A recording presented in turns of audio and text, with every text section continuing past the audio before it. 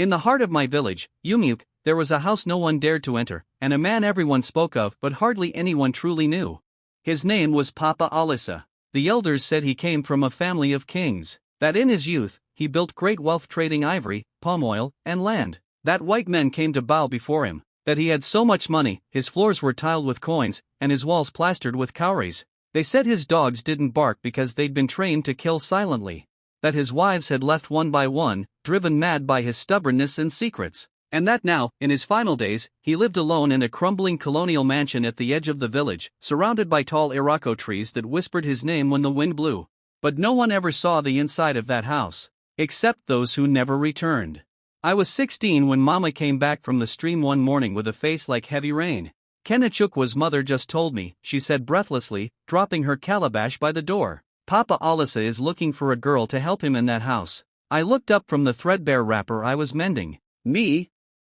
Who else? She snapped. Is it me? Or your father who's 6 feet under? Or your brothers who have forgotten the way home? We were poor.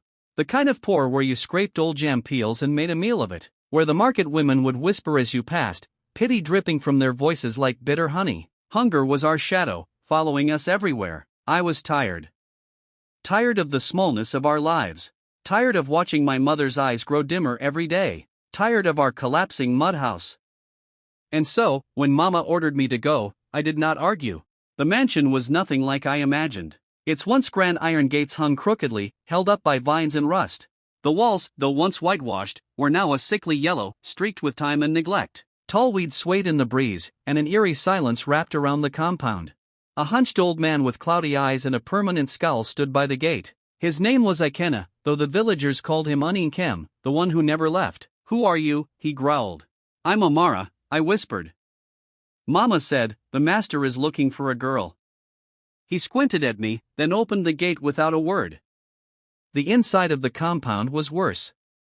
Trees overgrown, grass like a field of green knives. The mansion itself loomed, cracked and weary, like an old warrior carrying a lifetime of wounds. I was led to a veranda where he sat. His skin was dark and cracked like old leather. His kaftan hung loose on his frame. His hair was white, though patches of his scalp shone through. His eyes, however, were alive, sharp, glassy beads that seemed to see through you. You're the new girl? He asked, his voice low and rough like dry leaves in harmattan. I swallowed. Yes, sir. You'll sweep. You'll cook. You'll mind your tongue. And just like that, my new life began. The days were long, heavy with silence. I cleaned endless dusty corridors. Fed a few skinny chickens. Cooked small meals he barely touched. No visitors. No family. Just him and old Ikena, who spoke to no one but himself. But the house was filled with strange, beautiful things. Paintings of men in suits and women in lace dresses. Ancient masks that seemed to watch you. Brass statues with missing eyes. Shelves of books written in languages I could not read. A gramophone in a corner, silent for decades.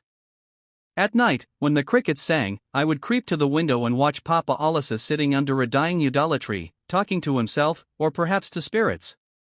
They said his daughter, Adayabi, had run away decades ago after a fight. Some claimed he'd cursed her, and that she vanished into the wind. As weeks passed, the village began to murmur. Has she seen the room of gold yet? They'd whisper as I fetched water. I heard he keeps a treasure chest buried under the mango tree, the market women would say, eyes wide with greed. Some claimed that no girl who worked for him lasted a year, some ran mad, others disappeared. Just hold on, Amara, Mama urged. If you serve him well, you'll leave with riches. But each night, I wondered what riches were worth this emptiness. One evening, as dusk swallowed the compound, Papa Olisa called my name for the first time. Amara. I froze. Yes, sir. He waved a bony hand. Come. He led me down a narrow hallway lined with portraits.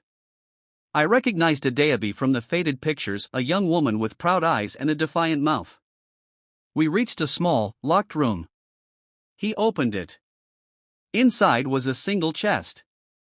Ancient, covered in dust, with carvings of lions and eagles. My heart pounded. This was it. The gold. The diamonds. The reason for the rumors.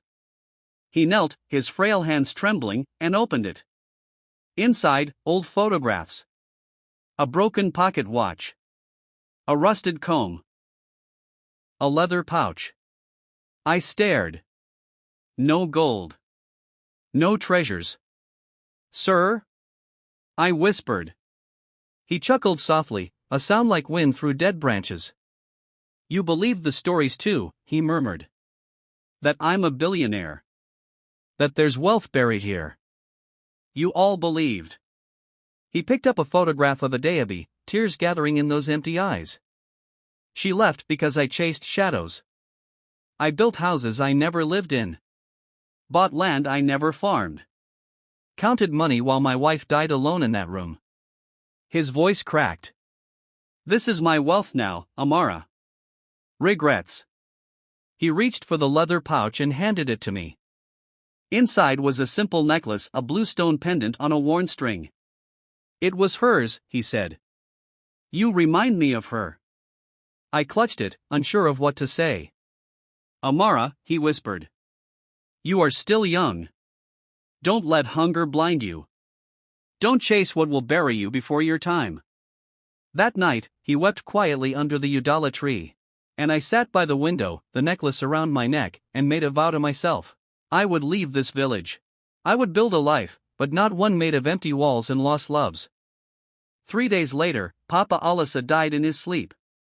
The entire village gathered, expecting the unveiling of a great fortune. The elders came. The chiefs came. Women, children, even men from neighboring villages. But when the trunk was opened, there was nothing. No money. No gold. Just old photographs, trinkets, and a name written in trembling script, Adaobi. The people left, disappointed. But I stayed. I stayed to bury the old man under the udala tree, next to his long-dead wife. Only Ikena watched, his eyes wet with tears he would never admit. I left Umuike 2 days later. I carried only a small bundle and the necklace. I didn't leave with gold. But I left with something rarer. A story. A lesson. And sometimes, that is worth more. Because I learned that true wealth is not in what we gather, but in what we leave behind, in love, in memory, in kindness. And even now, when people whisper about Papa Olisa and his hidden fortune, I smile.